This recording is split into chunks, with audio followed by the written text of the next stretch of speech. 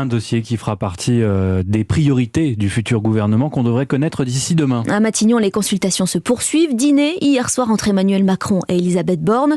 Autour de la chef du gouvernement, une équipe a priori resserrée qui pourrait être annoncée aujourd'hui avant un conseil des ministres demain.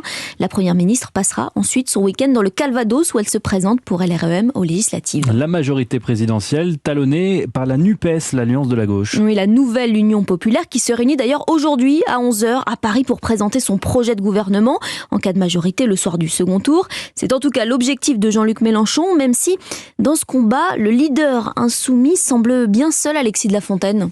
Oui, que ce soit Roussel, Jadot ou Hidalgo, les perdants de la gauche à la présidentielle se font bien discrets. Anne Hidalgo, de retour par la petite porte à la mairie de Paris, espère reconquérir sa majorité municipale après le naufrage de sa campagne. Ces rares prises de position nationales ciblent l'union de la gauche ou soutiennent les candidatures dissidentes comme Lamia et la Rage. Pour Jadot, c'est la traversée du désert, taclin écolo. Le député européen, muet depuis sa défaite, est persona non grata dans la NUPES. Jadot ne va pas soutenir Mélenchon et les Insoumis ne veulent pas de son soutien, résume un de ses proches.